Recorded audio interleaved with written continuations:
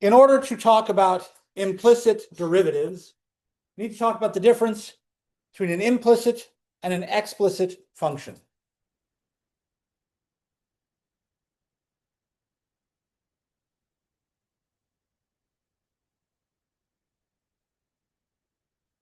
An explicit function is not one that has a parental warning label on it. It's not one that curses frequently. Explicit means that we have our equation written with one variable completely isolated from the other.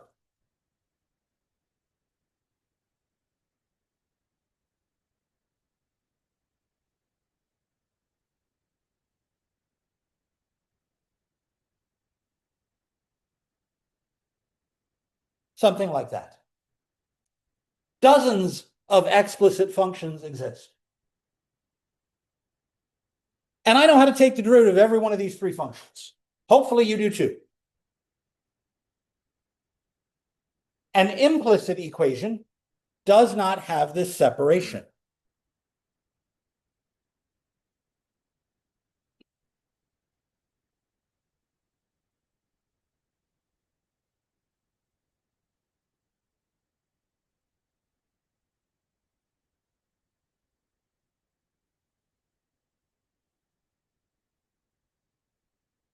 Functions like this.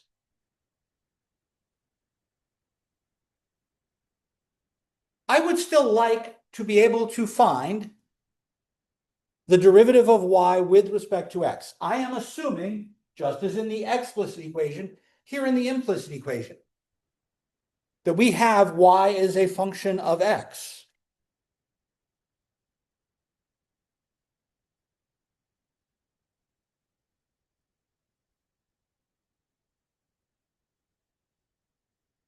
So let's think about what we could do. First question, that first implicit equation, x squared plus y squared equals 25. What's the graph of that equation? It's a circle. Center of that circle. The origin. And the radius is 5. X minus h squared, y minus k squared equals r squared. Okay. As soon as I think of that as a circle,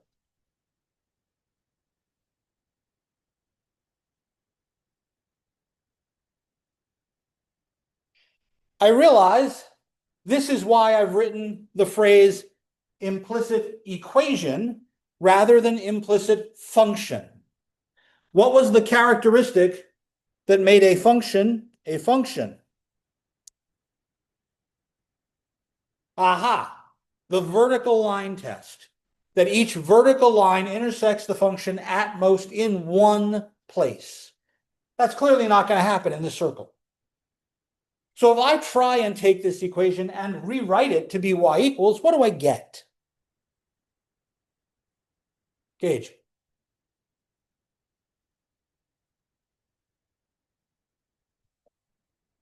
What do I get if I take that equation and rewrite to solve for y?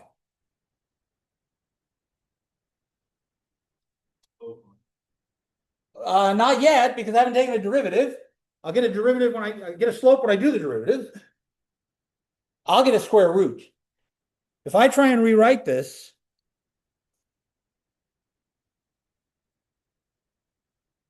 I get this square root. But wait, there's more. Something missing from that equation. When you take a square root, you get a positive version and a negative version. And here's where I see I'm going to get two y values for each corresponding x value.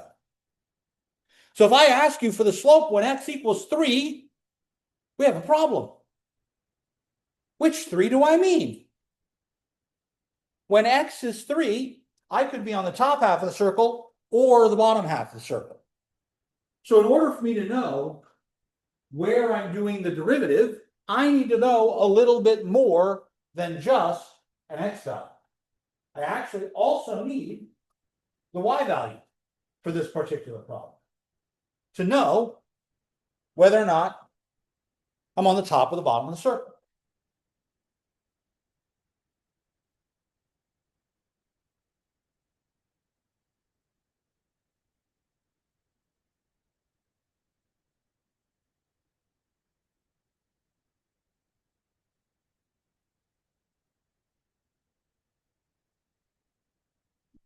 Now, for the sake of it, I decided to choose 3 comma negative 4.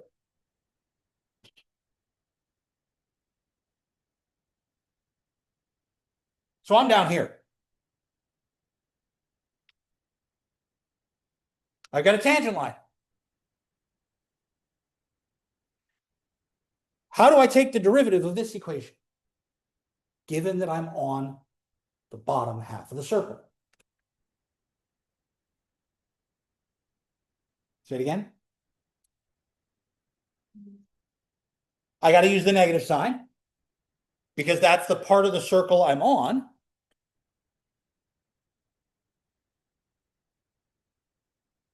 And now, my chain rule. This is negative stuff to the 1/2 power.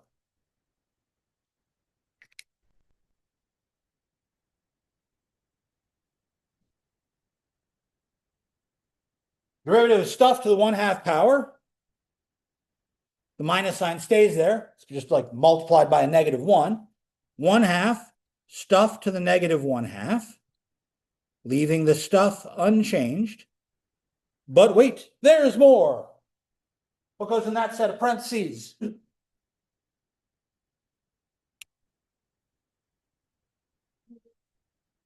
The derivative of my stuff. 25 is 0, x squared is 2x. There's a minus sign between them. That minus sign stays. Now, I don't have to simplify. Whoop, what happened?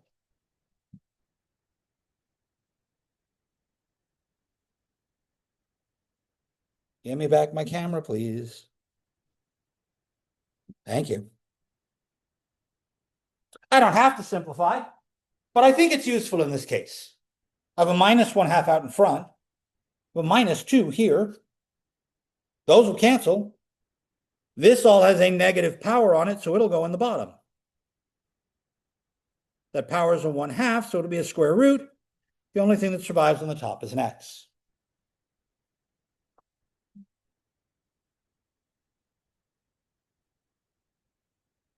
Now I can plug in the 3, and I can get what I want.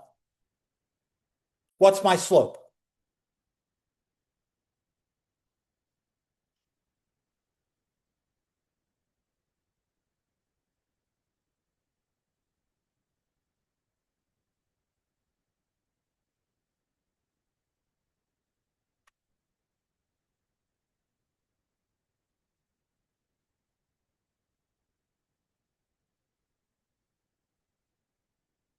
The x here is 3.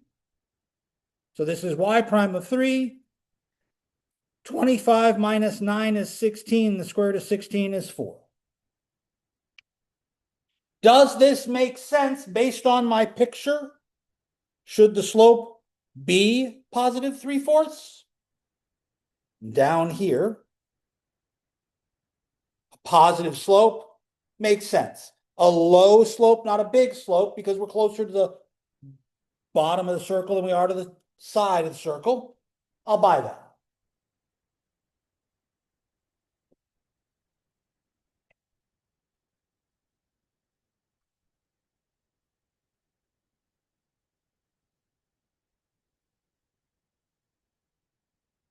Questions?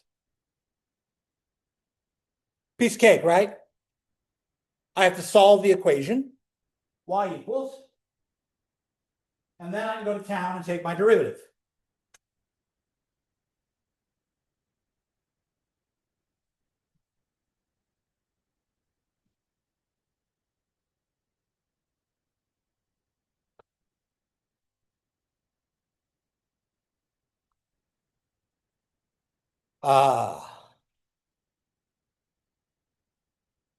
Houston, we have a problem.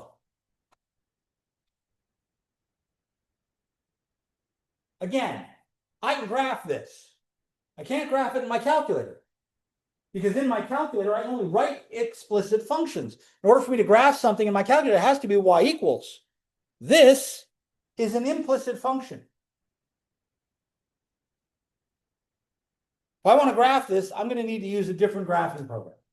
Either I'm going to need to use the grapher built into the MacBook, or I'm going to need some other function grapher like Desmos, or something like this graphing program that I got off the internet years ago called Quick Graph, where I can graph any equation I like. I just add the equation, get rid of the y equals, and type in the equation I want. X to the third plus y to the third equals 6xy. Done.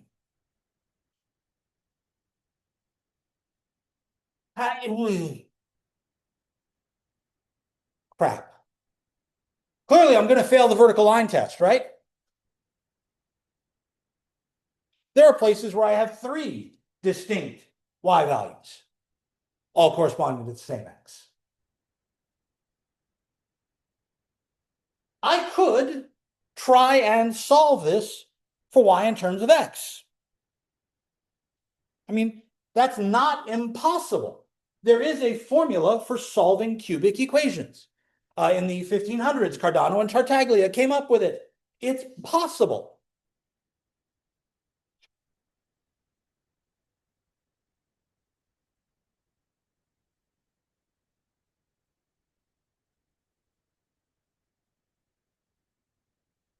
One, that whole thing plus or minus, there's 2 and 3. Mommy. First of all, it's a Q root with a square root inside it twice. Then it's that whole thing plus the square root of -3. I beg your pardon? What? What? Forget it. No.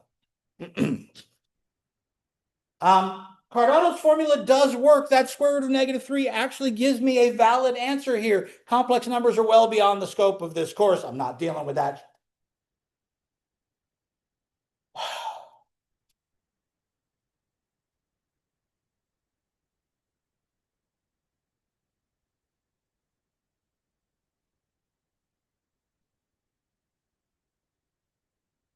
So the real question before me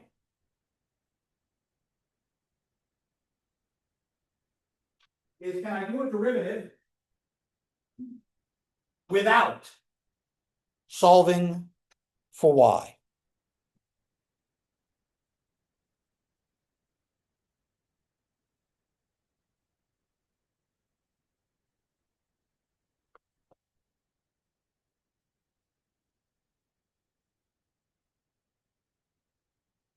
I said when we first started that we were making the assumption in our equation that y was really y of x. There's stuff inside y. If I try and take a derivative with respect to x of y, I'm going to need to deal with the stuff on the inside, aren't I?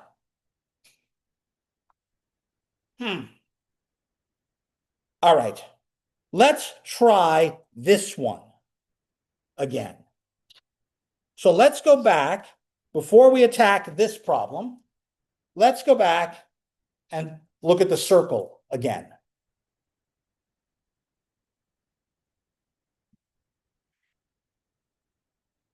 If I leave that equation exactly as written, I could think to myself, I want to take the derivative in terms of x everywhere.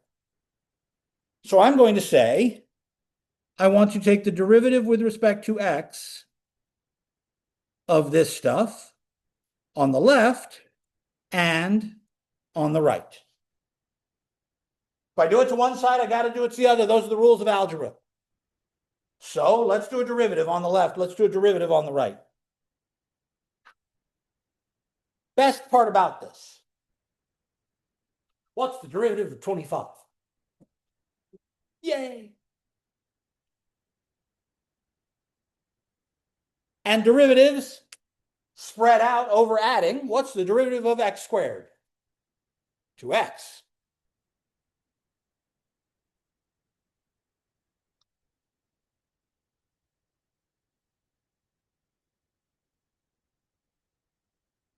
The derivative of y squared is 2y.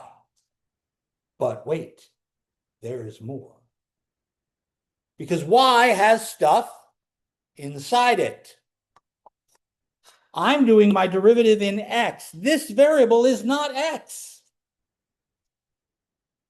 So there must be some other layer of change.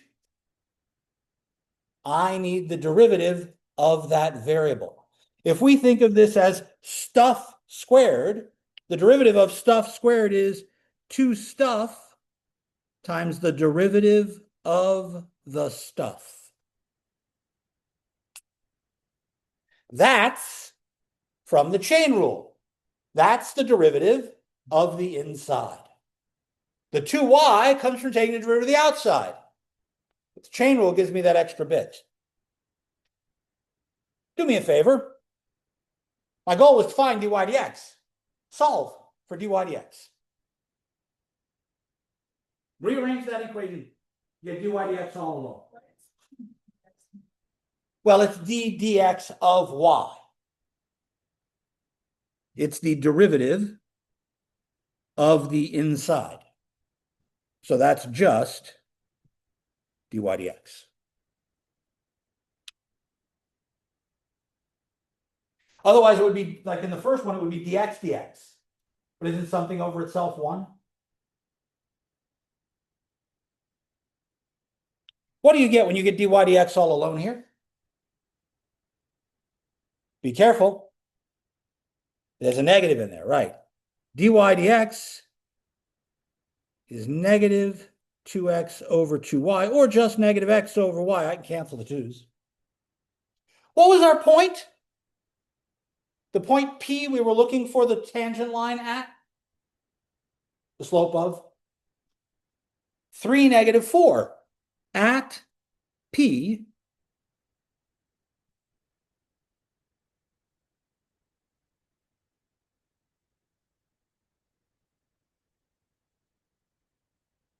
I got the exact same thing.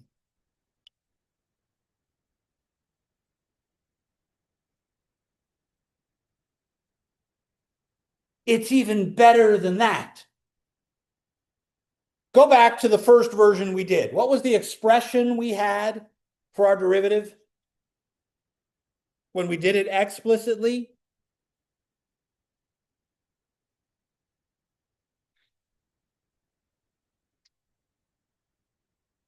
The previous one. What was the version we wrote down for the derivative?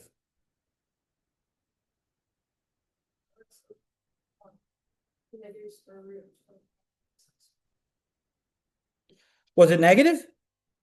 Oh, it was positive. So I'm going to do that. I'm going to do that like this. Doesn't that make it positive? But we had rewritten the expression to be y equals, didn't we? We were on the bottom half of the circle.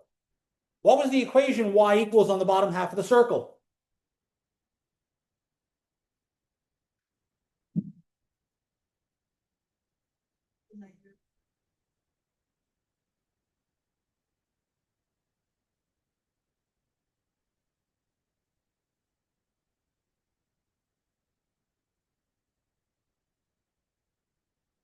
This is the expression negative x over y.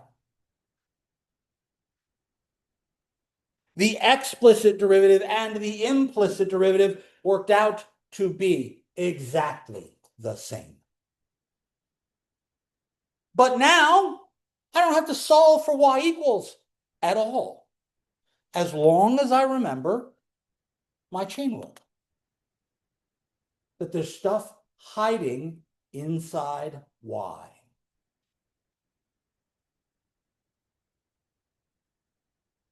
With that in mind,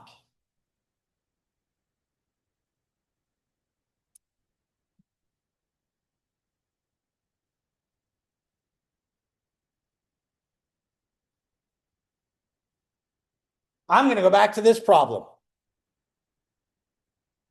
And I'm going to say, all right, what if we do this derivative implicitly?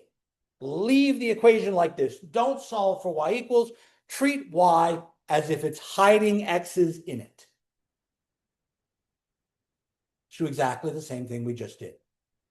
I'm going to take the derivative with respect to x on the left and on the right. So I do the derivative with respect to x of x cubed plus y cubed, and that's equal to the derivative with respect to x, 6xy. On the left side, derivative of x cubed,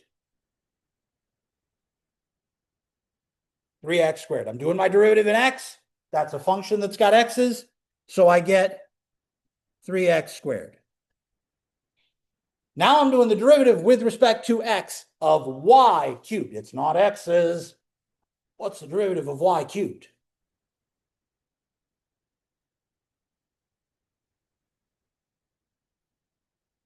But before I do that, I have to do the outside, right? I'm not quite sure I heard you all the way. Say it again. No. No, that's close, though. I do the derivative of the outside. The y cubed gives me 3y squared. I don't change the inside the first time. And then in my bad announcer voice, but wait, there's more. That's where the dy dx goes. By the way, I'm using dy dx. You want to use y prime? Use y prime. I don't care. Just show me you needed a derivative there. That's the left side. What about the right side? I'm multiplying x times y on the right side. Means I need the product rule. So, what's the derivative of 6x? Leave the y alone. Then, leave the 6x alone and do the derivative of the y. This time, Mariah, this time I just get a dy dx because the derivative of y is 1. The dy dx comes from the chain. Now I have an expression for dy dx. I just have to do a bunch of algebra to get dy dx alone. Do you want to put the dy dx terms on the left or on the right? That means I need to move this one over here. Also means I need to take this term, which doesn't have a dy dx, and put it on the right.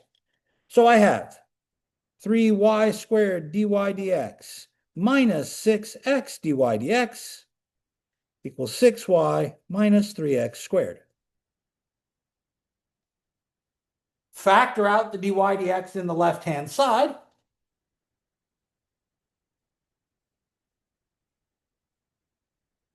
Three y squared minus 6x.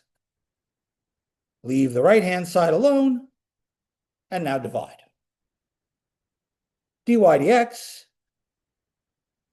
equals 6y minus 3x squared over 3y squared minus 6x. Again, I don't have to do anything else with this. But everything there is divisible by 3. If I factor a 3 out of the top and a 3 out of the bottom, I cancel those 3's. So I get 2y minus x squared over y squared minus 2x.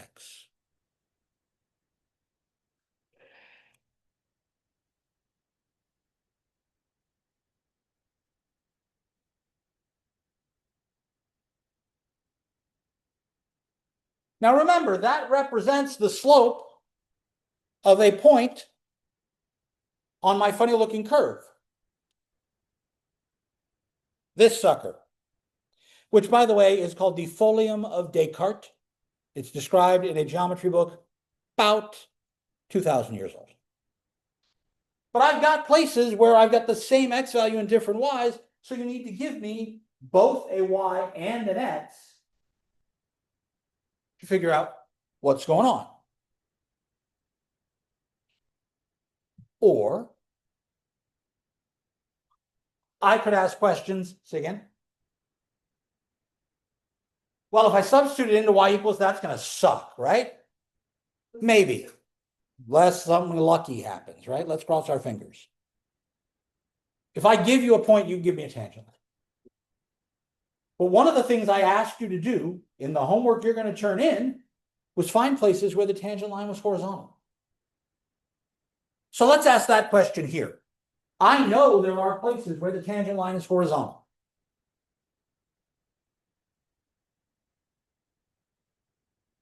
One of them should be right here at 0, 0. But another one should be up here somewhere.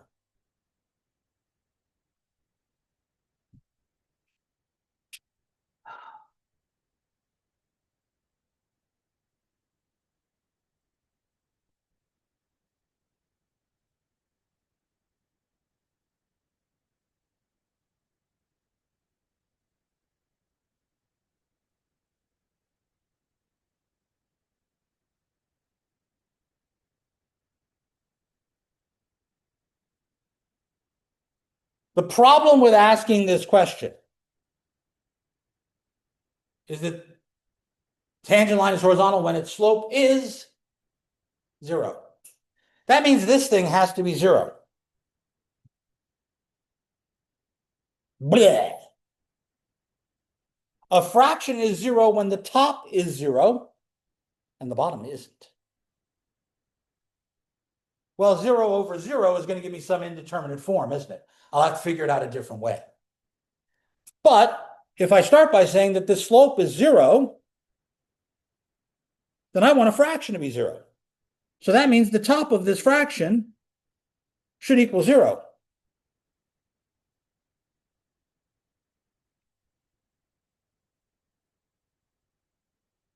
The problem I have is that that doesn't give me a point, because that equation has two variables in it. I can't just solve one equation in two variables. I need two equations in two variables.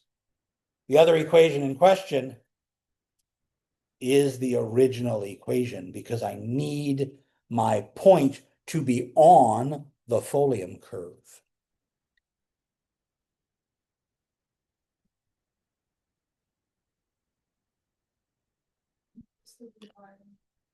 I think that would probably be easiest.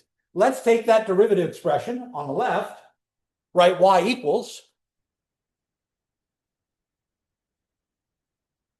All right, I move the x squared over, I divide by 2, and then I'll put that in there.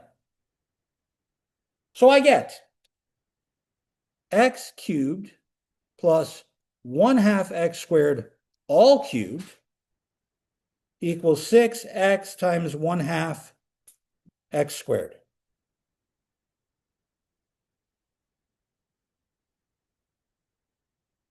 When you cube a fraction, you cube the bottom, you cube the top. So 1 cubed over 2 cubed is 1/8. X squared cubed now becomes x to the 6th. 6 times 1/2 is 3. X cubed. Great. That's disgusting. I'll put it all on one side. 1/8 x to the 6th minus 2x cubed equals 0.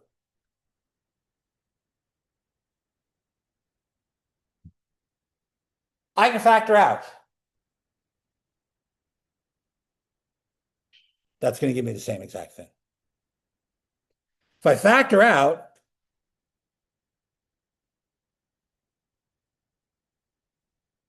notice two things could happen. Either the x cubed is 0. If x cubed is 0, what's x?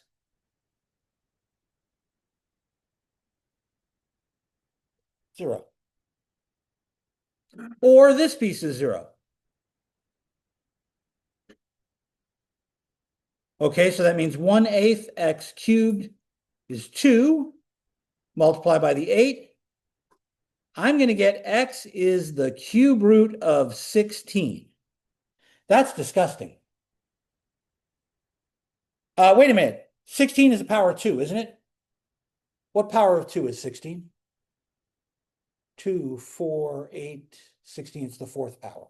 So I could also write this as 2 to the 4/3 power.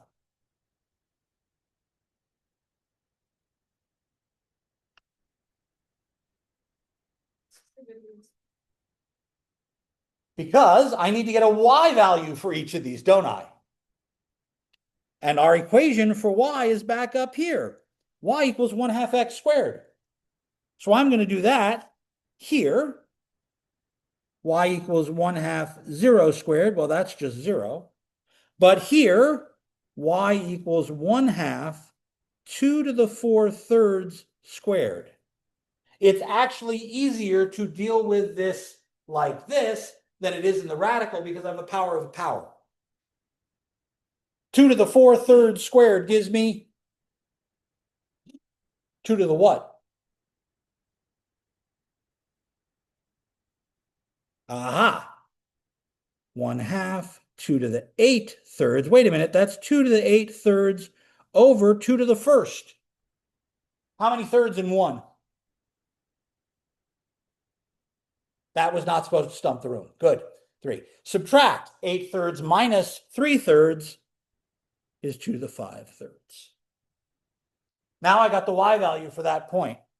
So here I have the point 0, 0, and here I have the point 2 to the 4/3, comma, 2 to the 5/3. And that is exactly the coordinate of the point at the top of my loop.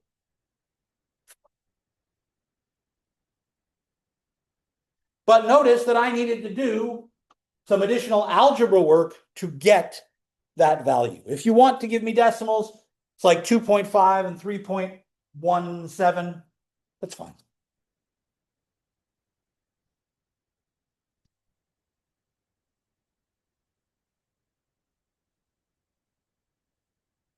Questions? Yes, ma'am. Oh, up here we had 1/8 x cubed minus 2 equal. So I moved it over and multiplied the eighth. By the way, there's no reason I have to pick a slope of 0. Taking a look at this picture, I could ask, are there points on this picture where the slope is equal to 1? Are there points on this picture where the slope is equal to -1? Maybe.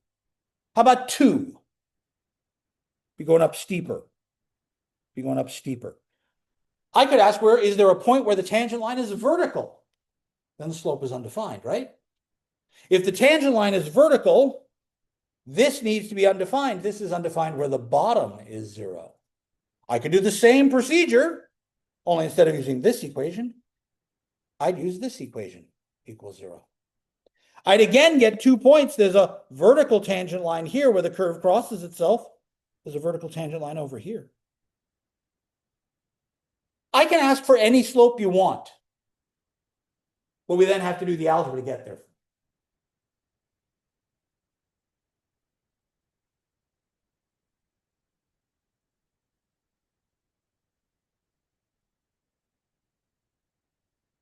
Questions?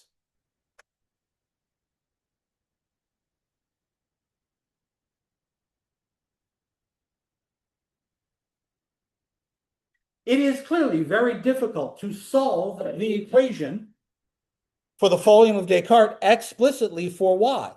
That's where this disgusting mother of an equation came from.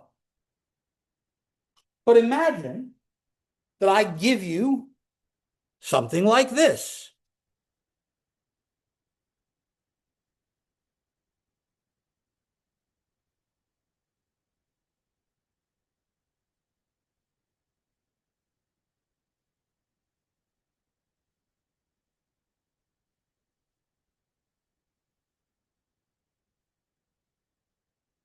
and I ask you to find dy dx.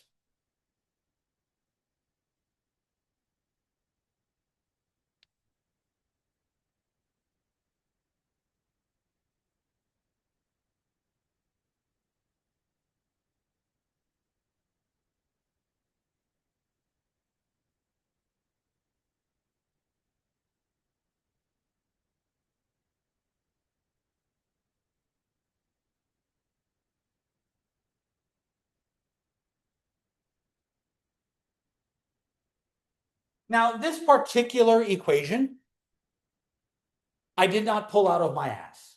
This is a problem from the textbook. But let's graph this because I have that graphing software available. I'm going to graph this sucker by typing it in to my implicit function grapher. Again, because my functions on the calculator only let me graph y equals, can't do it on the calculator.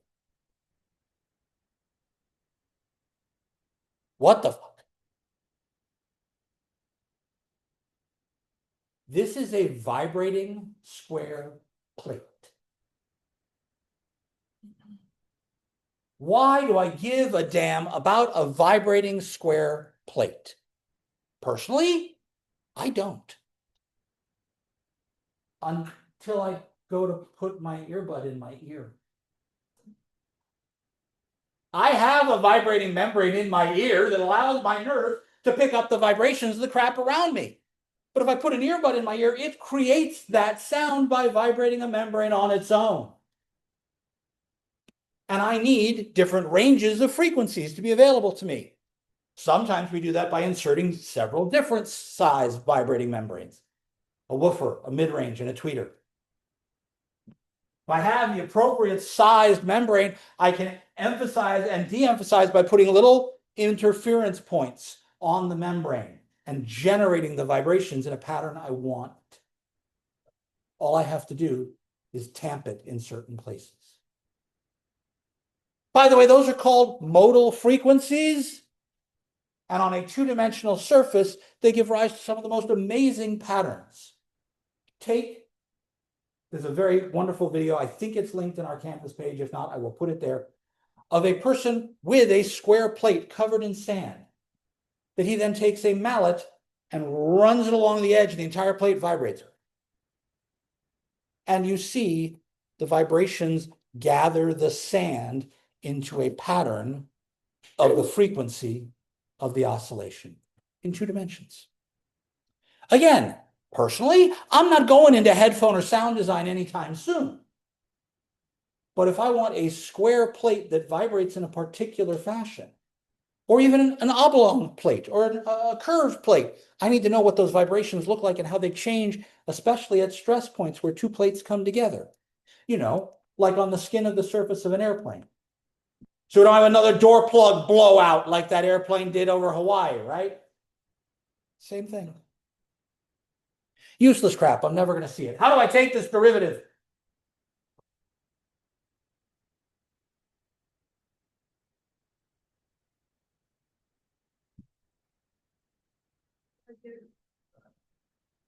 Careful. It's not dy dx on both sides. It's the operation ddx on both sides. I'm doing something to both sides. Take a derivative on both sides, on the left side and the right side both.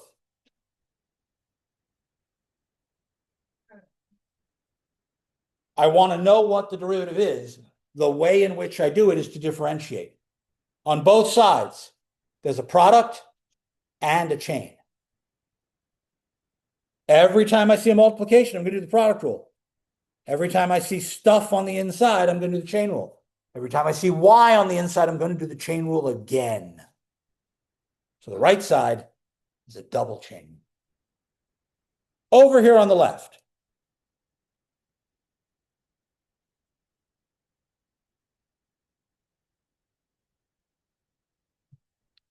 the derivative of y is dy dx. Leave the sign of x squared alone. Plus, leave the y alone, derivative sign.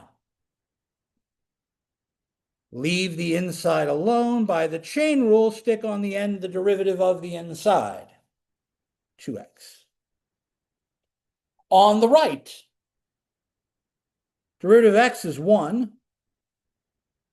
Leave the sine y squared alone. Now, leave the x alone. The derivative of sine, well, I just said, is cosine. Leave the inside alone. But wait, chain rule. On the end here, I get a 2y. Wait, that's not x. I'm doing my derivatives in x. That's a y. Chain rule again.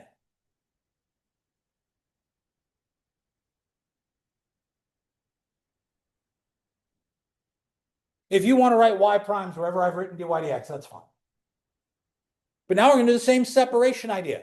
Put all the terms with dy dx on one side, all the terms without dy dx on the other.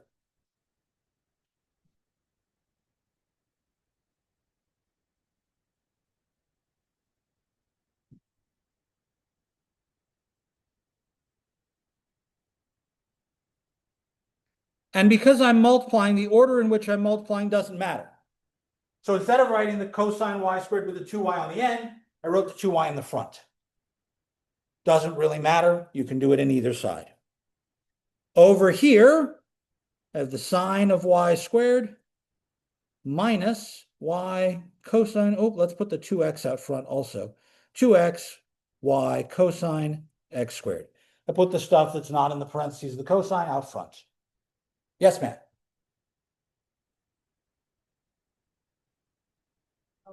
That's this one. Yeah, because it's, oh, and I forgot something. And nobody, yeah, no, I moved the 2y, I forgot the x. Don't lose the x. Can't lose pieces. Common mistake is to lose pieces along the way. Please don't do that. These two have a dy dx in them. Factor it out.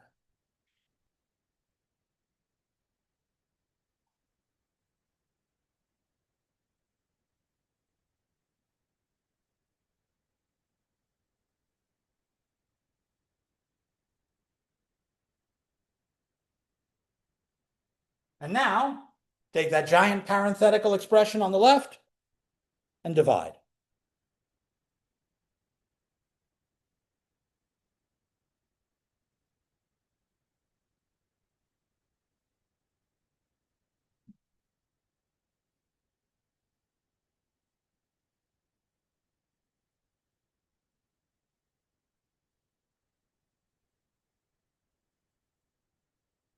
There's my expression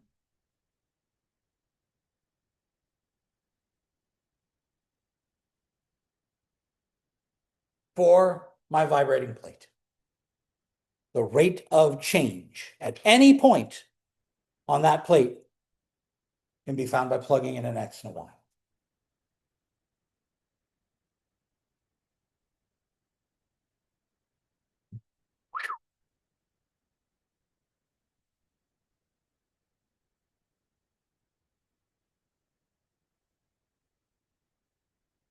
Yes, ma'am. The very first step. Yeah, right at the end of dy dx. How is that the chain rule again? Cosine of y squared. What's the derivative of y squared? But y has x's in it. So 2y, chain rule on the y. So the y squared gives me the 2y. There's my y. There's the dy dx inside it. Because I'm doing my derivative in x, not in y. Correct. Maybe I should have put it inside those parentheses. Would that have helped? You can put it there if you want. You're multiplying. More questions. Do you see me doing anything else at this point? I can't solve this for y. I'd have to undo the sine and the cosine in the same space to get the y's part separated. I'd have to somehow factor it out of here as well. No, just Yes, sir.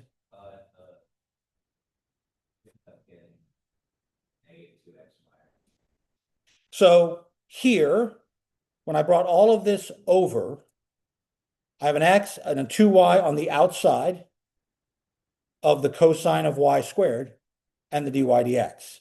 So I just rewrote that to be a little neater. And I put it in the same order so you could see this looks very symmetric. The stuff on the top and the stuff on the bottom just have the x and the y in the switch places, don't they? Because that's what my original equation looked like. It just had the x and the y in switched places.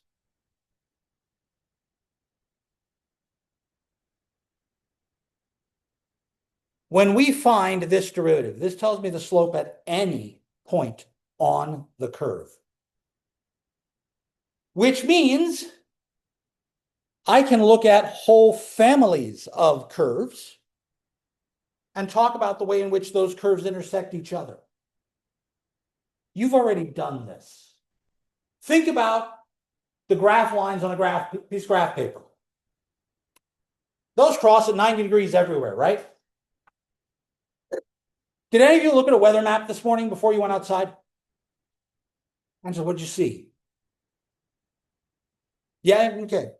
If you look at the map itself, you'll get a lot of information. Temperature is one of them, right? But you'll get these sorts of rings of temperature. Same way you can get rings of barometric pressure, high pressure and low pressure. We see those on the weather maps all the time. Whatever your favorite app is. How do we figure out which direction the wind is blowing?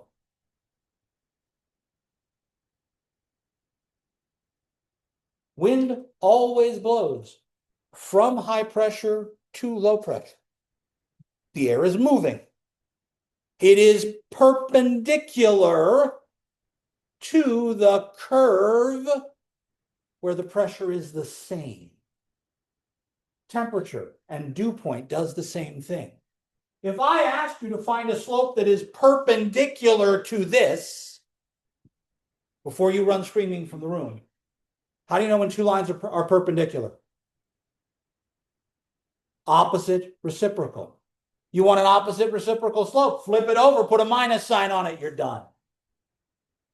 I can look at whole families of curves this way. They're called orthogonal trajectories, and they have applications in weather, electrical engineering, physical engineering, physics, all over the place. These represent chemical potentials and concentrations in a diffusion map. I'd love to tell you this is worthless. You're going to see it everywhere. But more on Wednesday. I will see you then. If you came in late, please come give me your homework. Otherwise, auf Wiedersehen.